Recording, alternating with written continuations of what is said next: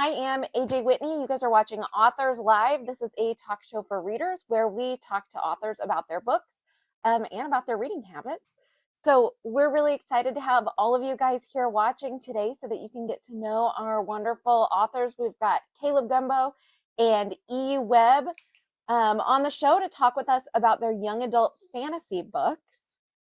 So Caleb, I've got you on the top of my screen, so I'll let you introduce yourself first. Hello, everyone. I'm Caleb Gumbo. I'm sometimes referred to as the King of Nerds, and I am probably the biggest dork you'll ever meet. I don't know. I know a bunch of Dungeons and Dragons players, so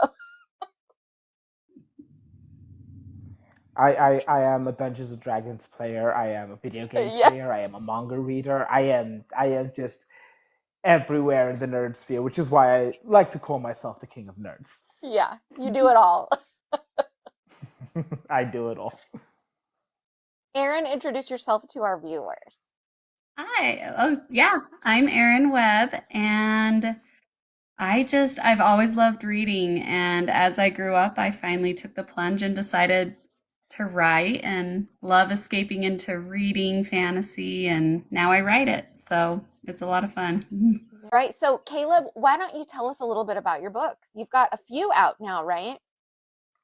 Yeah, so I've got two, with the third one on its way later this year. It's series Inheritors of Power. It's about humans basically inheriting the powers of the Greek gods as the gods slowly start to die out. That's kind of like the overall theme. I guess, like, at its core, it's basically like people with superpowers with now getting this massive responsibility, and them kind of, well, not just finding themselves, but found family, finding good vibes, and all of that as the story takes place. Mm-hmm. Yeah, Found family is definitely a good one. Yeah. It focuses on my protagonist, Kalusha Knights, who has inherited the power of Hades after Hades has passed away. But he doesn't want this responsibility. But the gods are notorious for saying, we don't care what you want. What we want is more important. Therefore, you are now the new god of death. And he's like, please, no. Why me? Yeah, and he's a kid, right? Essentially, that's what it boils. Well, no, he's 20. Well, kinda. He's 22. University 22. student. Pretty young still. Yes, the gods continuously refer to him as boy because, as far as they're concerned, oh, you're 22. You're barely an adult. You're barely a child. Right. Yeah, but overall, the characters are overall the characters are pretty young. The oldest of the main characters is 25 years old. Mm-hmm. It's going to be pretty overwhelming to be a normal 22-year-old, and all of a sudden now you're the god of death. Yeah. It's not great for him, but you know what? If anyone can handle it, it might be him. Who knows? I'm not going to say. So, if it doesn't give too much away, how does that happen to him? How does he get to be the one who inherits this power? So basically, him and a bunch of other people in his generation of new gods were all randomly born with superpowers. And so by the time he's already 22, he already has an understanding of how his powers work. And he's kept them on lock, made sure no one knows about them, or very few people know about them, until one day at university, boom, the gods just show up and loudly declare him the new god. He's like, please don't. I've been trying to keep a lid on this. Why are you guys ruining my life right now? Right. So what happened to the original Hades? He's kind of around. Well, his ghost is around anyway. But how he died? I don't know. I'm not at liberty to discuss such information. That's fair. I have a question. Does it follow the same character through all the books, or do you switch between characters with different powers? Is it So at the current moment, it is the same character, just because like okay? the first couple of books is a very important arc Yeah. that he needs to deal with, Okay. and then later on in the series, I do plan to shift perspective slightly, but overall, he's going to be the protagonist of the series. Okay, perfect. I love But that. I'm guessing we find out about some of these other kids, or I guess they're young adults, um, and the powers that they have as well through the series. Yeah, I.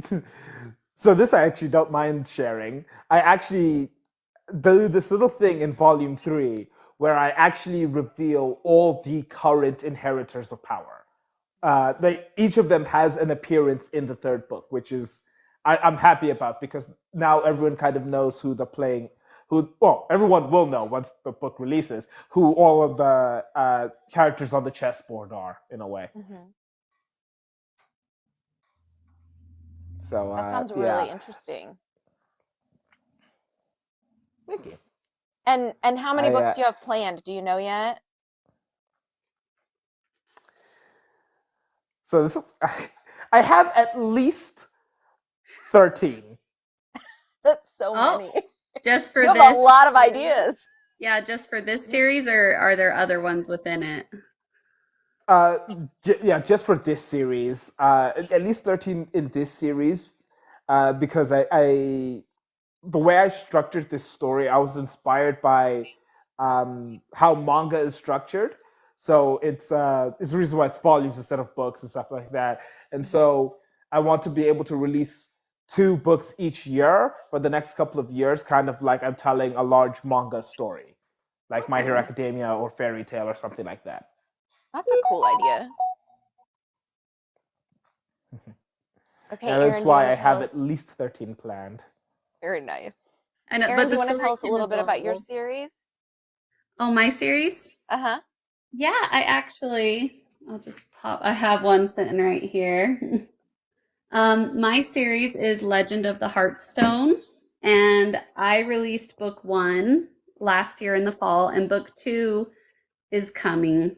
I'm on the final stages. It's coming out soon, maybe within a month or two.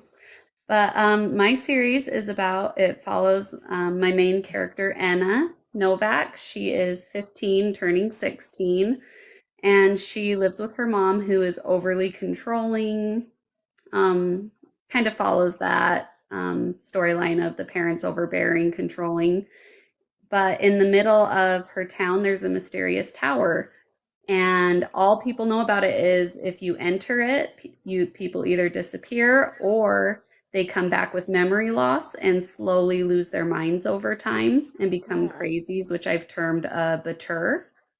okay. And it's about how Enna kind of gets pushed to the point where she decides to enter the tower, and it takes her to a brand new world, Azendor, and it's a fantasy adventure world that she discovers. And there's actually a past there with her mother that she discovers, and Hmm. yeah.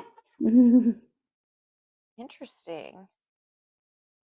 And so what is the main I'm guessing the main plot of the first book is her getting there and discovering this place, right? in a sense, yeah. The first half of the book is that, but then it's discovering, a lot of the first book is world building. It kind Mm-hmm. of seems like a very sweet story. She discovers a magical world with different magical creatures. I've taken from mythology our own world like there's centaurs, ogres, but I've also created some of my own.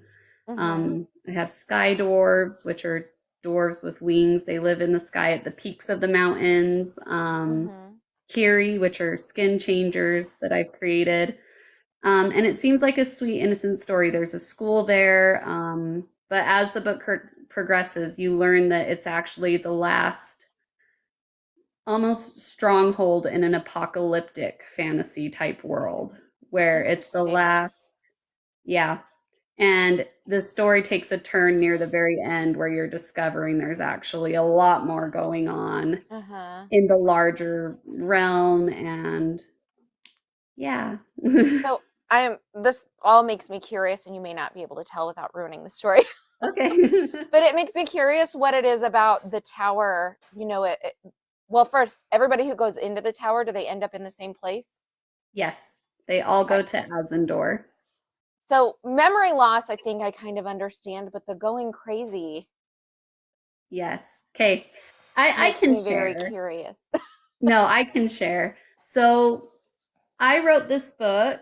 I started writing it because I'm a big mental health advocate. Mm-hmm. I'm in therapy myself, got some past, everybody's got stuff they need to work through. And I think therapy is wonderful for that. But my therapist a few years ago actually said, you should do something that makes you happy. And I went back to writing. I used to write all the time as a kid, young Mm-hmm. teenager, and then I stopped. So I got back into it.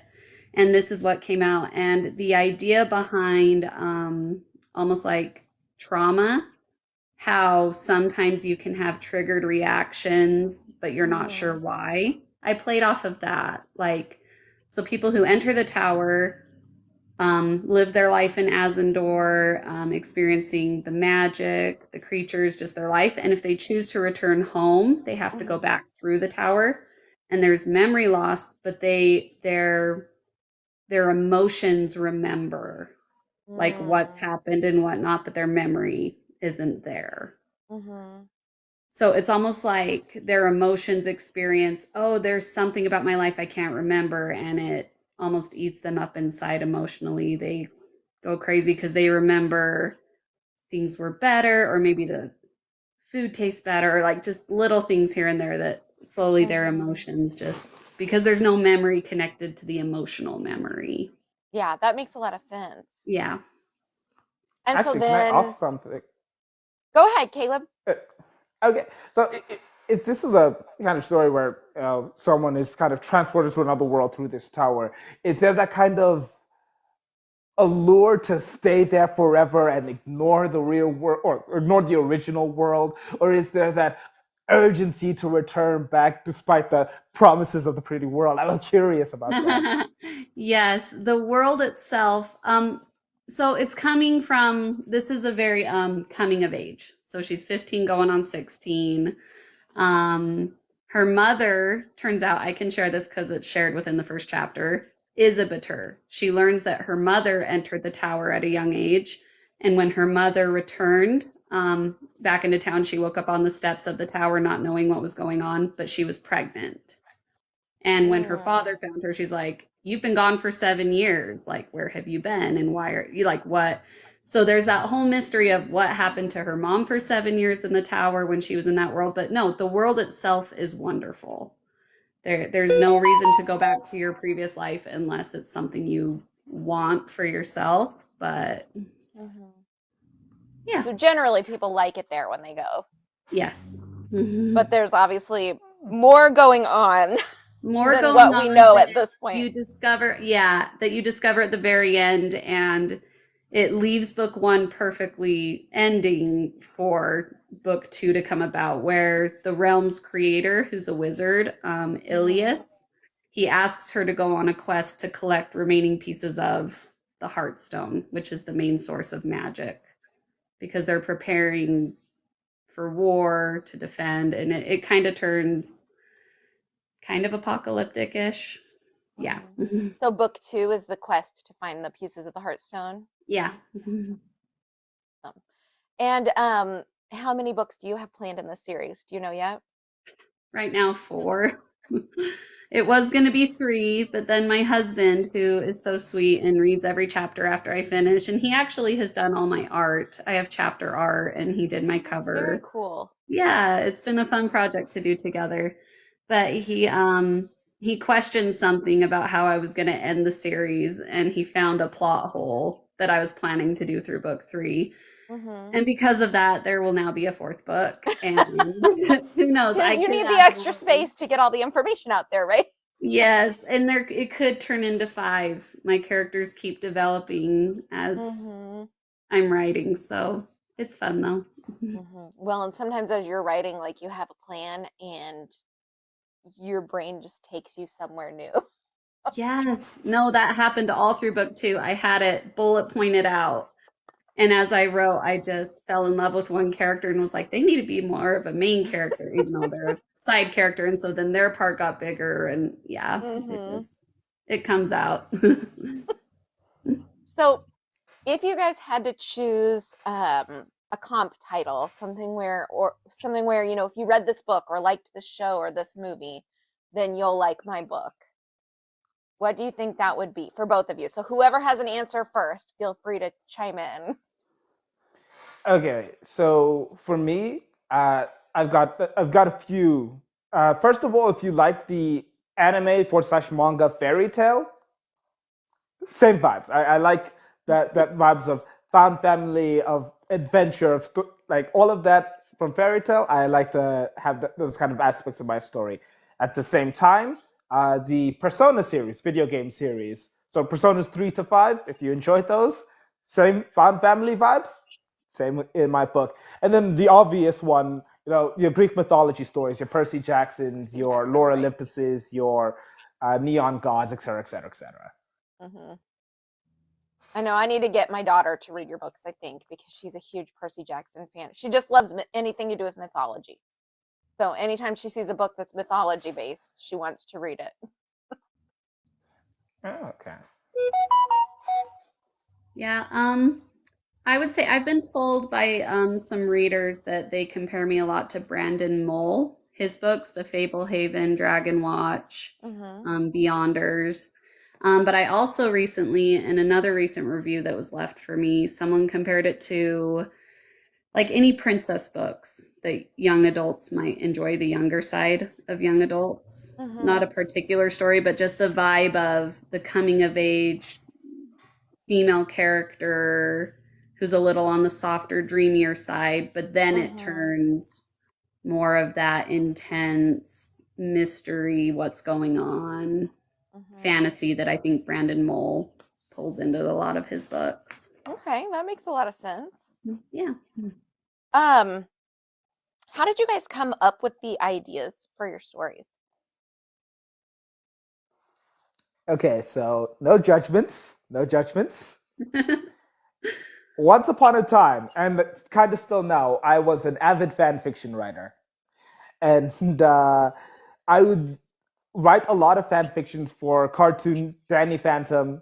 Grew up watching it. I loved that show as a kid, and so I would constantly write fan fictions for Danny Phantom. And one day I was thinking, hey, what if Danny Phantom's got the power of to turn into a ghost. So what if I had him replace Hades and force him into an arranged marriage with Persephone? That sounds like fun. And then I was like, wait a second. This sounds too good of a story idea. Why am I wasting this on fan fiction? So I kicked out the Danny Phantom aspect of it, took characters from another story that I was writing, altered them a little bit so that this could be an alternate universe version of that original story. And then I was like, all right, cool. Instead of Danny Phantom, Kalusha Knights is now Phoenix powers instead of ghost powers. And it just kind of started spiraling from there. So, fan fiction. Literally, I wanted to write a fan fiction.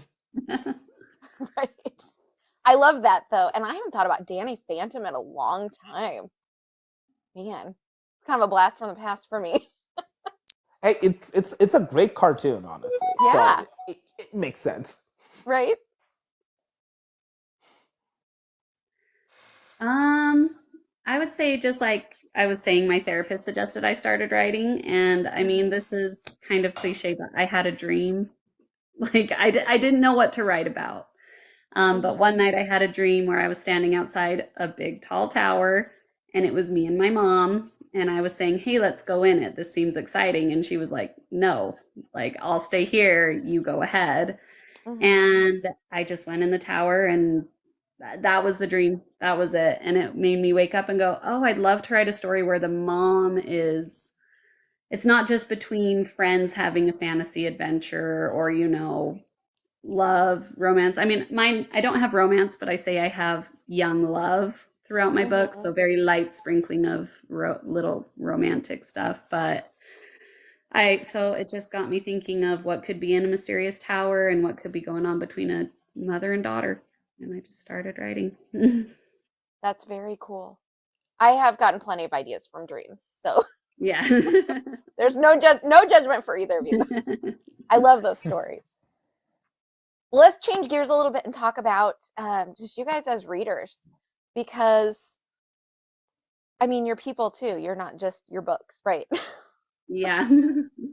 So if you think about your own genre, so within fantasy or even young adult fantasy, do you guys have a favorite book or author? Because we're all here for the book recommendations.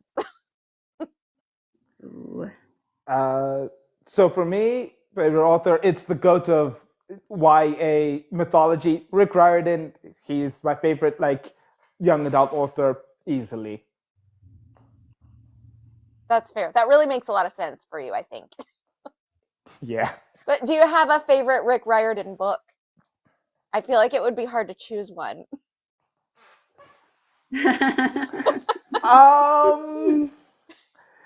It's either Percy Jackson and the Lightning Thief or one of the Heroes of Olympus books. I cannot tell you which one. I just know that it is one of them. Yeah. Ironically, though, even though I am a massive Rick Riordan fan, he wasn't the reason I got into Greek mythology. I was a fan of mythology way before I ever read his books. How did you get into mythology then? My parents made the mistake of dumping me in a Greek school. Not only did I instantly forget how to speak my own native language, I was taught the story of the Trojan War. We did a school play about it, and I was like, this right here, I like this. I'm going to hyperfixate on this for the next 20-something years. My husband was in mythology club in high school, and he has had this huge love of mythology, like all the, not just Greek mythology, but like all the different mythological things, which is how my daughter got into it too. So just makes me think you two would have a lot to talk about. Yeah, mythology is a lot of fun to research and learn. I've actually even started learning Japanese mythology for another story that I'm working on. Oh, I don't know much about Japanese mythology. I bet that's fascinating. It is so fascinating. I love that. Literally, this is the book right now that I'm reading on Japanese myths. And I've even annotated it because I'm enjoying it so much. That's very cool. And then my brain goes to the Studio Ghibli movies, which are probably only very loosely based on any kind of actual Japanese mythology. I need to watch more Ghibli, actually. It's been a while since I've watched, but yeah. I was going to say, that's a pretty big coincidence. I have another series I'm working on as well where I'm dipping into Japanese history. Well, that's... Yeah. We should compare notes. That'd be wildly coincidental. This must Sounds happen. like you've done more than me, but because I started writing it and realized I didn't know anything. Like I was just going to keep it on the surface, but I think when you do your research and history on the mythology or the history of the country or things, like you write so much better. And I realized I need to dive into a lot more about Japan and stuff. Well, now I'm interested to know what each of your other, your works in progress are that have to do with the Japanese mythology. So the one I'm writing is, I was kind of inspired by the story of Yasuke, the Black Samurai. And I was like, all right, cool. I want to do my own version of that, but I don't want to use specifically Yasuke because obviously his story's been told a few times, and I don't want to do something specifically historical fiction. So, and I also really like the isekai genre, which is like transported to another world. And so I was like, all right, cool. I want to do my own version of this, and kind of inspired by Avatar Lost Airbender, where I have a fantasy world that is entirely inspired off of Asian cultures. So I was like, all right, cool. I'm going to take a modern black guy who is an engineer and going to shove him into a fantasy Japanese-inspired world and have him become a samurai working for the leading house. And I'm going to kind of take the mythology aspect of it and how a lot of JRPGs and Japanese stories seem to always devolve to, and then they fight a certain god. And so I thought I'd kind of play around with that idea. So I don't know if I'm familiar, and maybe some of the people watching might not be either. Can you kind of summarize the story of the Black Samurai for us? So essentially, I believe Portuguese sailor. This was just before or just after the Sengoku era, where Japan was entirely closed off to the outside world. Portuguese sailors came to Japan with a he wasn't a slave, if I remember correctly. I can't remember what his actual Ethiopian name was, but he ended up getting hired by Oda Nobunaga, one of the shoguns at the time, and ended up acting as his retainer and eventually becoming a samurai, assisting in the uh, feudal wars that were taking place at the time. Okay. Yeah. So, Aaron, what are you working on that's related to Japanese mythology?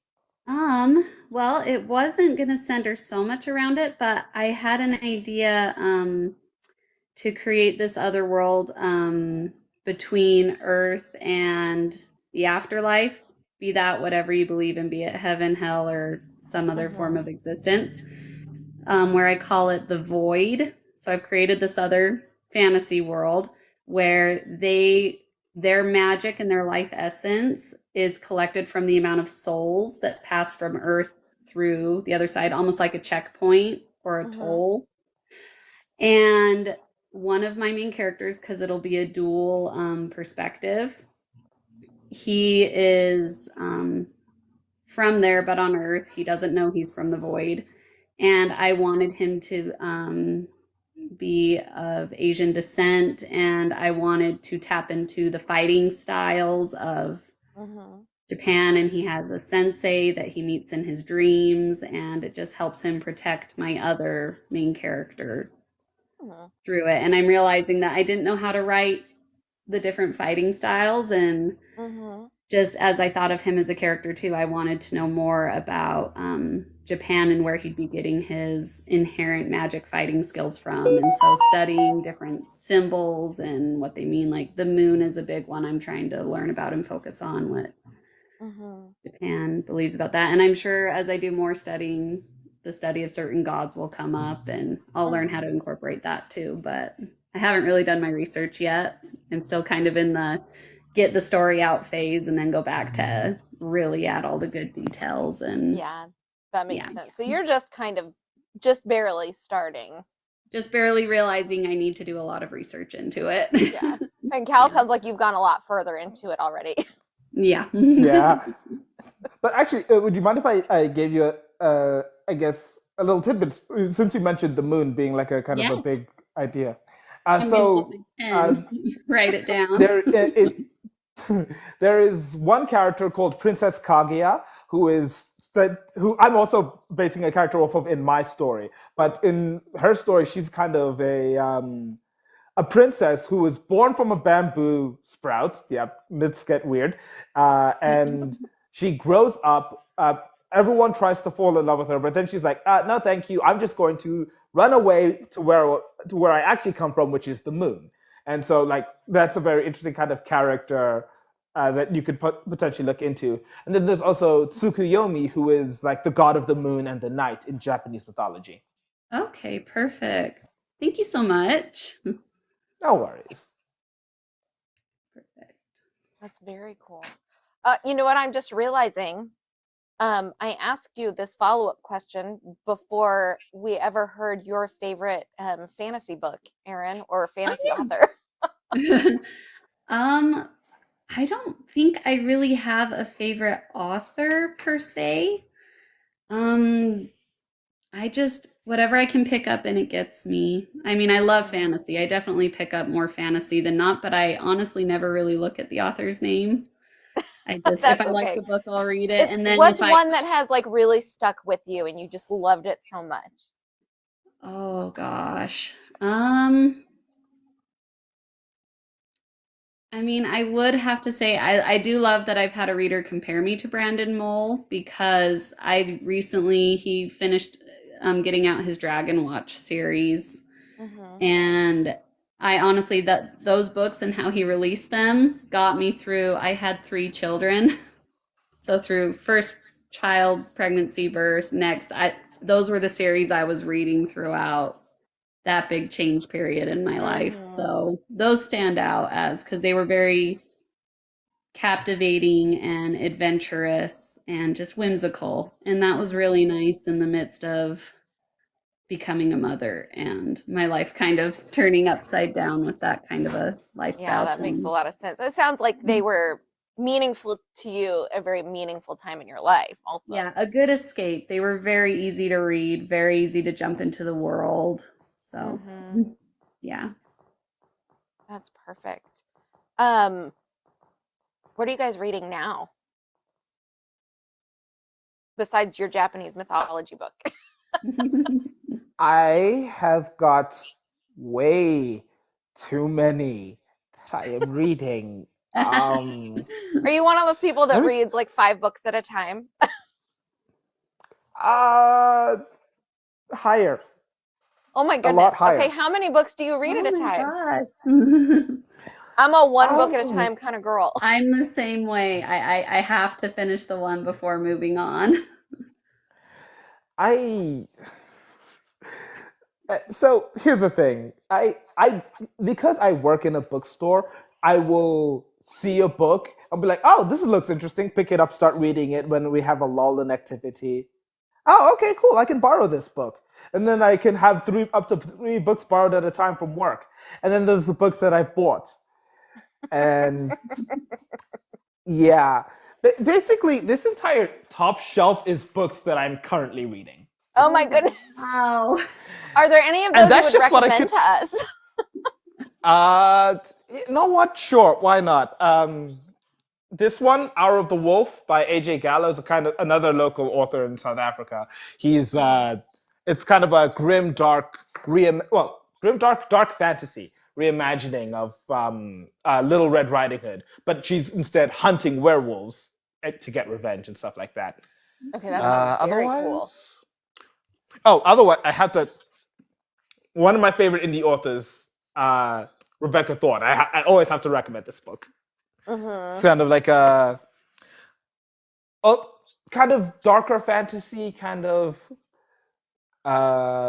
undersea adventure type vibes. It's also kind of fun. Adventure. What was the name of the first one, the Red Riding Hood one? Was it Night of the Wolf? It was The Untold Tales, Hour of the Wolf. Hour of the Wolf. Okay. I'm in my Goodreads right now, so it never fails. At some point, I get out my my Goodreads and start adding things on here.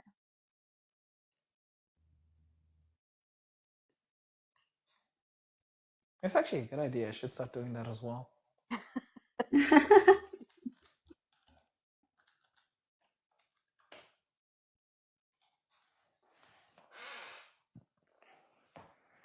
Yeah, I have way too many. Oh, actually, book series I can also recommend. Anything written by Julie Kagawa, because she also does Japanese kind of folk tales and stuff like that. So that one might be worth it as well. Yeah. How about you, Erin? Are you reading anything interesting right now? I just finished. We actually were on a little road trip for my husband to interview at a new job. Stopped at a library and they were cleaning out their stock. And they said, all these shelves over here, free. Just anything you can find, just please take the books. So Nice. I grabbed one because, again, my little kids were running around, so I had to be quick. So I ended up grabbing this one. And I loved it. It's The Fall of Innocence. I don't normally, I usually enjoy fiction, young adult fantasy, but this took place in the real world and was just a girl's experience. I'd highly recommend it. There would be some trigger warnings probably or different things, but it was written so beautifully from the mind of this young girl. And So what's that one about? I don't know if I'd be able to um, really give it justice. But it's basically about a 16-year-old, Amelia De Jesus. She's done her best to move on from an attack that left her body broken. She's forced down the memories. Um, and then there's a startling discovery about her attacker's identity that comes to light. And it's just so well written about, again, kind of therapeutic, psychological. It's written so I don't ever really say writing is beautiful unless it's maybe a poem, but reading this book was so beautiful. I also really enjoy, I'm in this series right now. I'm on the second book. Allie Carter, All Fall Down is one of her new series. And I enjoy hers because she's so good at writing intriguing mystery and having like shock factors of, whoa, this story just took a turn. And I do that in my own book and writing. And I think I take a lot from her on that. Well, good. That makes a lot of sense. I love when you can get inspiration from other authors too. Yeah. So, if you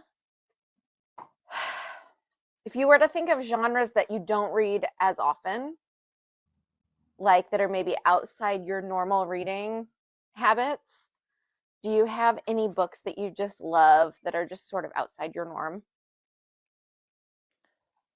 So I recently started and finished the entire Skyward series by Brandon Sanderson. I've never really read sci-fi. I've watched sci-fi, I've played sci-fi, but I've never read sci-fi. And if I find more books that are written like this, I am going to become a sci-fi reader.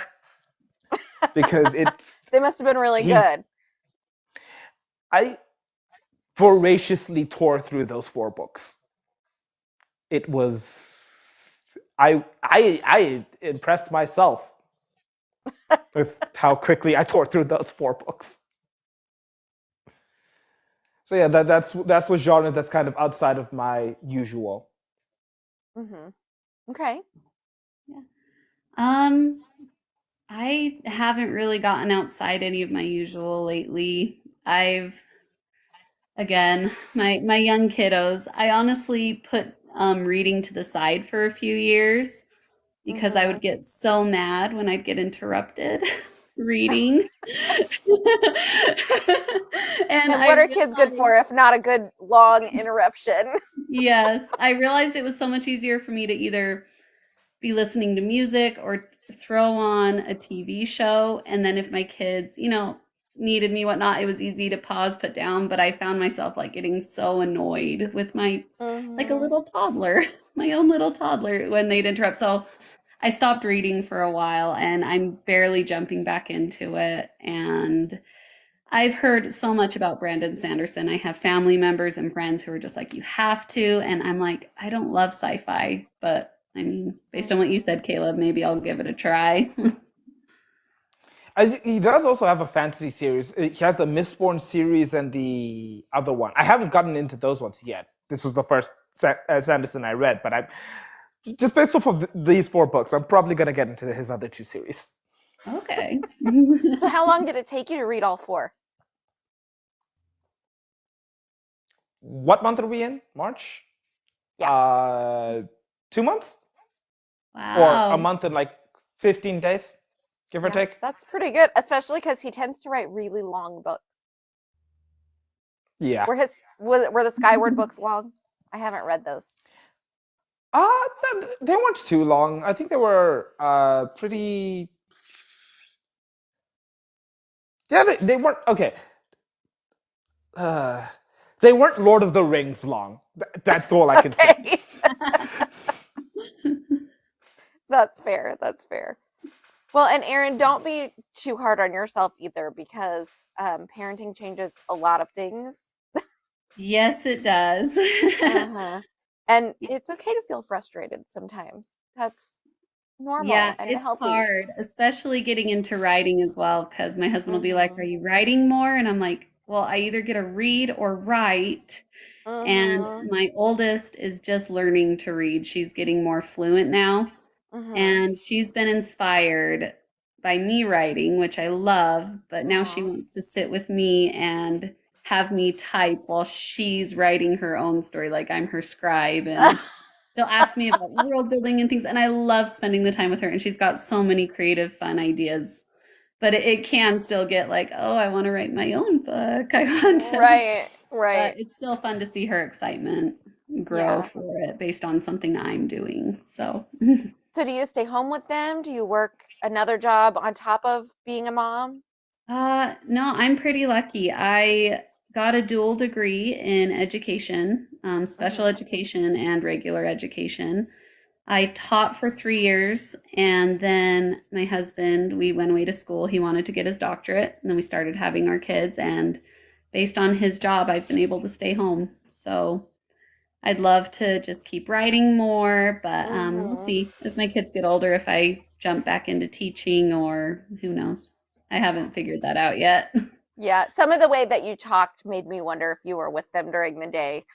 Yes. Um, yeah, but that has its own challenges because I did that for a while. So, Yeah, it is. I really enjoy it, but it's very hard yeah. and mentally taxing, but it's good. I love them.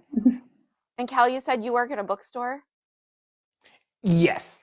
That has to be I like I working in heaven. so you think so.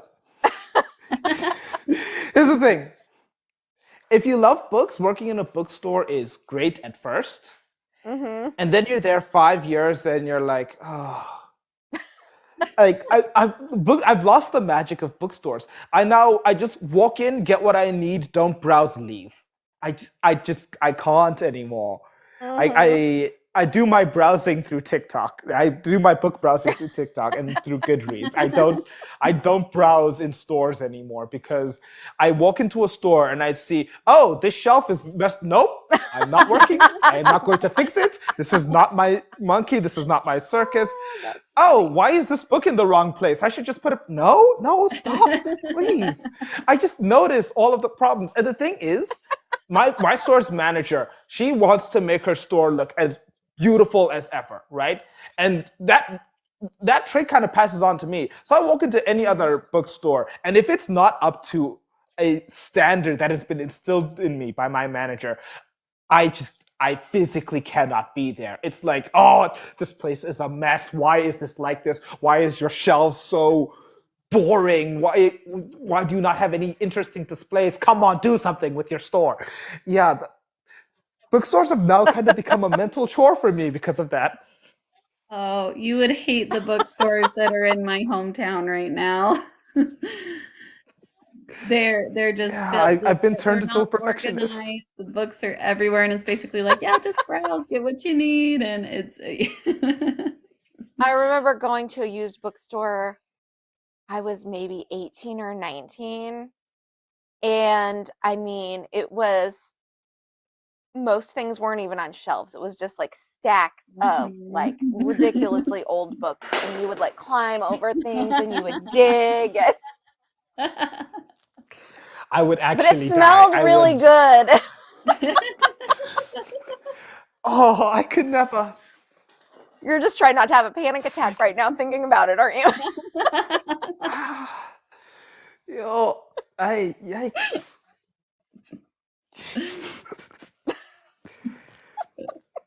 Yeah, it's late for me now, guys. I can't do bookstores anymore, unfortunately.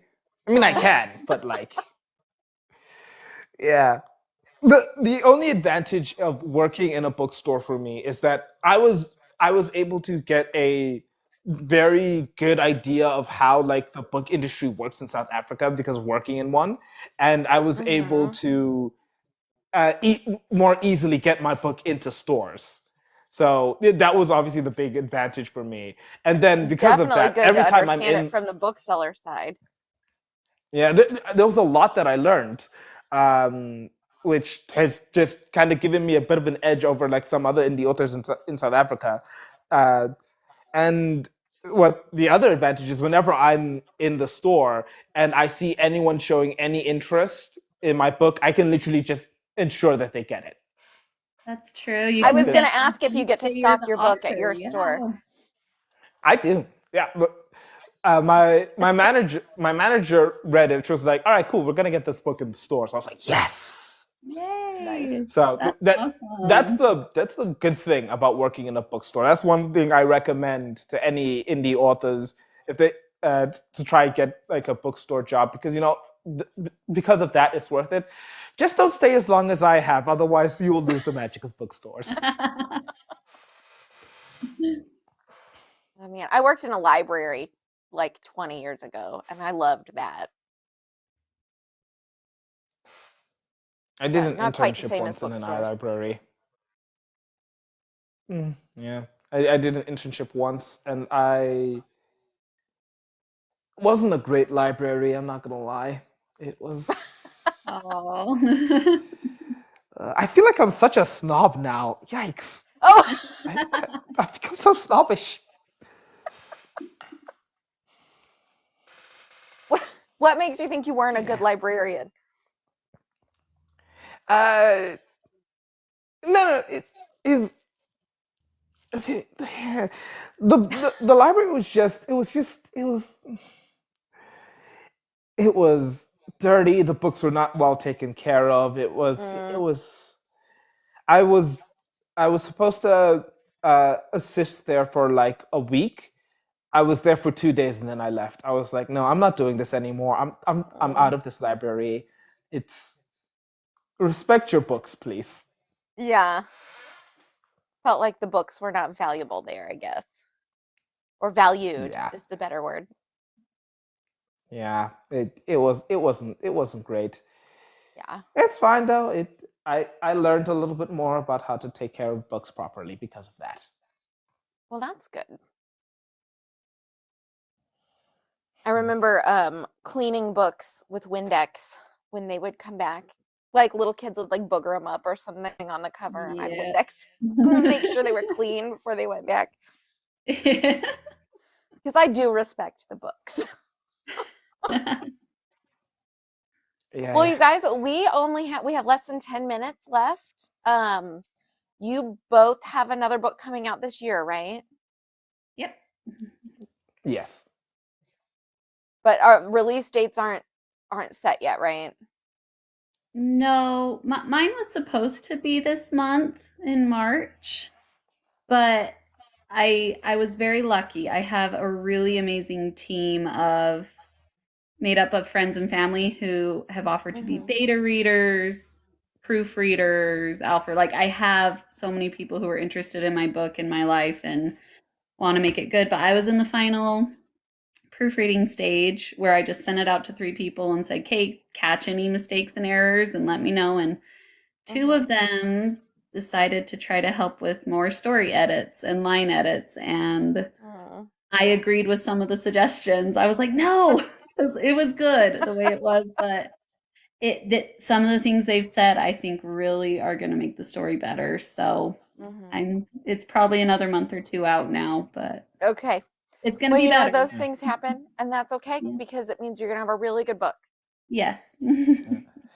Uh, I was aiming for an April release this year because I like to release my books and uh, with Comic Con. Comic Con Africa and Comic Mm, Con Cape Town happens, Yeah. but I experienced heavy delays in November and December, so I only finished writing the book about a couple days ago, and mm, then I had to wait until I could find an editor. Especially because the way I do it, I write, send it to beta readers as I finish the chapter, then edit it all through at the end, and then once I'm happy with that, I send it to an editor. So I've only now sent it to an editor, and I haven't even gotten the cover art designed yet. So I'm probably only looking at getting this released in June or July. Yeah, probably around there. Yeah, okay, that's my same process too with the writing beta. Yeah, that same timeline.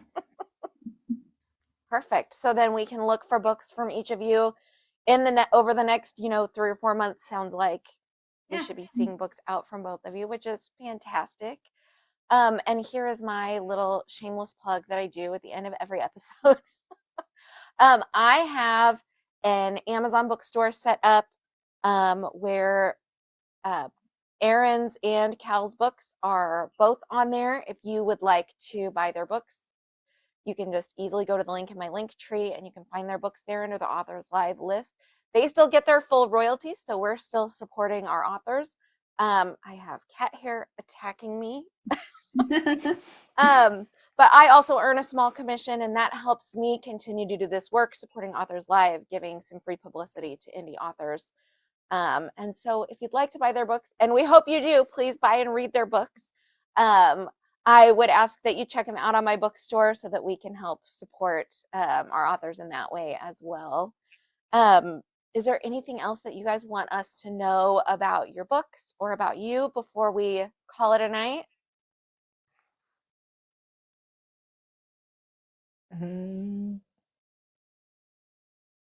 Don't if you read my book and you do decide to read up to volume 2 as well, and you read it before I've released volume 3, don't hate me.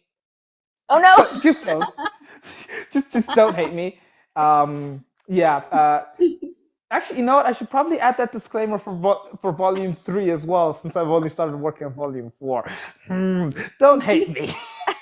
I mean, no, you're Sounds free like you've to if you left want us on to. a cliffhanger or something in there. Oh, I did. Legitimately, my editor told me, "I hate you. How dare you end it like this?" Oh, I love that. Yeah. That's too funny. If you read my books, don't hate me. I mean, you are free to. Like, please. But we your know hatred that the gives me next one is power. coming really soon, and so once we get through volume 2, we only have to wait a little while before we can see how it turned out. That's the good news. That was so good. I would just say that I've been told that my book was just good. People love being able to escape into the world. They love the characters, and that the main character is so relatable. And I actually, between when I signed up to do this live and whatnot, my book has actually won 2 awards. So That's nice. Great. Congratulations. Thank you. I Congrats. was awarded a 5-star gold seal by Reader Views, and Literary Titan also gave me a gold. So that's great. I love that for you. Congrats. Oh, thank you. I know. I think my husband does a lot of the back leg work for stuff. I think he's putting the seal on the cover soon, maybe. Awesome. I haven't kept up with it. I'm busy trying to finish book 2. Yeah, that's so great. I'm really happy for you. Thank you. Sounds good. Thank you guys so much for coming and for talking with me and sharing about your books. They both sound amazing. And thank you to everybody who came and watched. It's been great getting to talk with you guys. Okay, thank you so much for this opportunity. You're very welcome. Thank you for inviting us. Yeah. All right, you guys have a great weekend. Okay, thank you. Bye.